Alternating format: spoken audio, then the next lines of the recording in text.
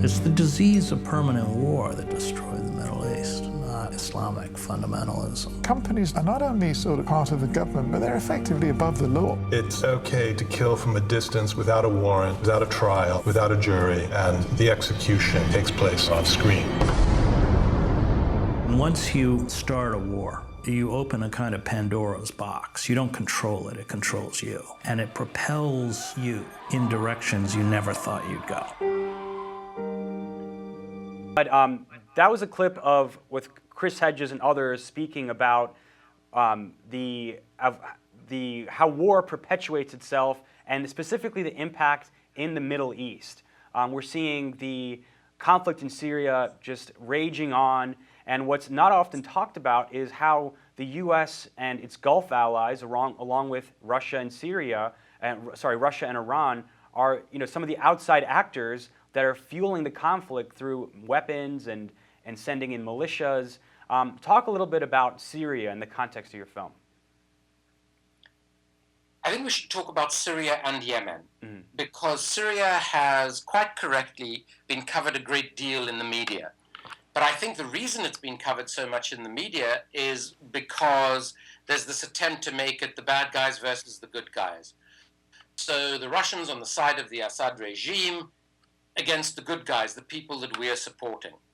What is actually happening in Syria is that we are seeing the inevitable consequence of the constant pouring of weapons into the Middle East by the United States of America, amongst others, by Russia, by a lot of Western European governments. And we honestly think that this is going to solve the problem, when in fact what it is doing is making the conflict more brutal, more deadly, and more devastating for literally millions and millions of people. So to apportion blame, I think, is the wrong approach. The right approach is to say, how do we get the weapons out of the Middle East? How do we demilitarize perhaps the most volatile and febrile region in the world?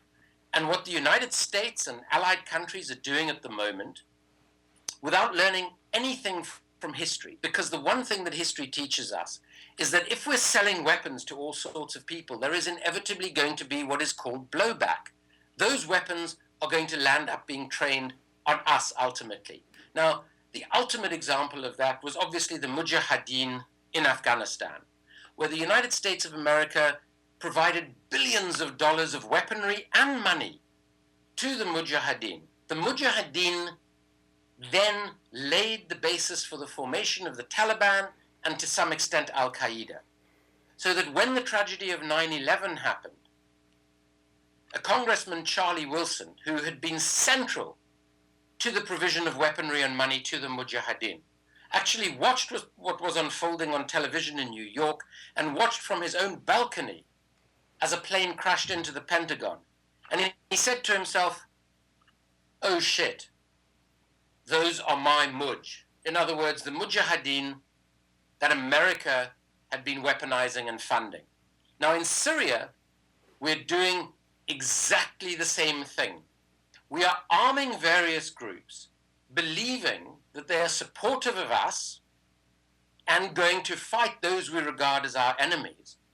But every few months, on the basis of new and different intelligence, we land up realizing that the people we've just weaponized and given money to are actually militant extremists and are not the sort of people that we should be in bed with. So we have the absurd situation where in Syria, there is some groups who we are actually funding and enabling to fight in Syria, and not very far away in Yemen, we are fighting those exact same groups who we are weaponizing in Syria.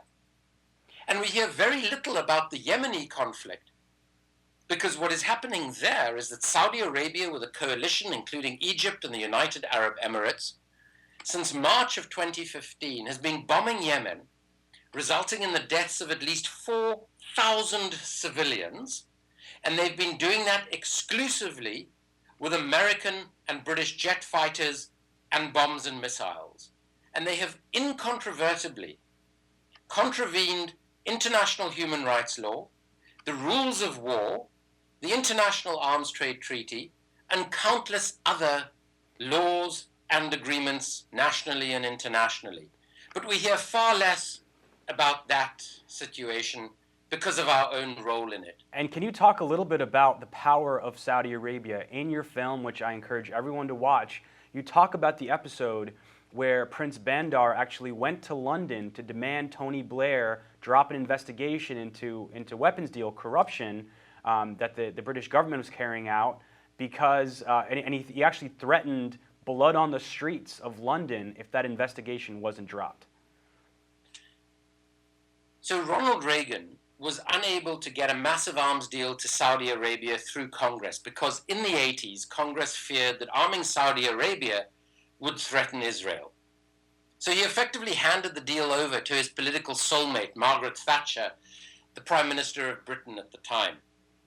Bandar made clear to Thatcher that if she wanted to do business with the Saudis, she was going to have to accept that there were going to be bribes.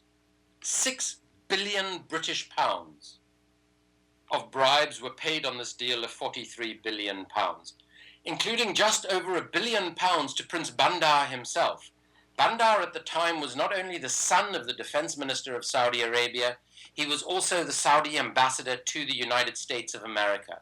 US authorities were completely uninterested in these bribes until the point came when they realized that some of the money had flown into Bandar's accounts at what was then called Riggs Bank, just opposite the White House in Pennsylvania Avenue, through the accounts of his wife in Riggs Bank, and inadvertently landed up in the accounts of 2 of the 9/11 hijackers. It was only at that point that the Department of Justice and the State Department got interested in these ridiculous bribes. Margaret Thatcher's own son, by the way, was paid £12 million on that deal. And that deal, more than any others, shows both the nature of the global arms trade, but also the fact that Saudi Arabia, this remarkably oil-rich kingdom, holds the United States, the United Kingdom, and Western European governments effectively to ransom.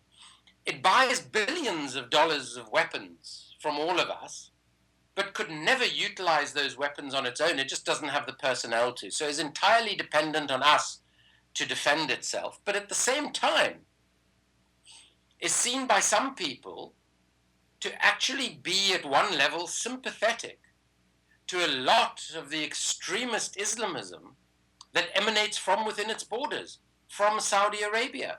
So the fact that the Saudi government continues to finance and have relations with some of the groupings who our governments regard as extreme and highly dangerous seems to be put to one side. The fact that Saudi Arabia is one of the greatest abusers of human rights in the world, that in fact the Kingdom of Saudi Arabia, which doesn't allow women to drive or to vote, beheads more people every year than Al-Qaeda, than ISIS, than all those groupings combined. But because they are supposed to be our ally, we sell them tens of billions of dollars of weaponry, and we close our eyes to the ways in which they use that weaponry. And of course, there's corruption doing the rounds in every direction. So it's not only the Saudis are benefiting, but it's all the intermediaries, it's all the middlemen, the arms dealers, if you will.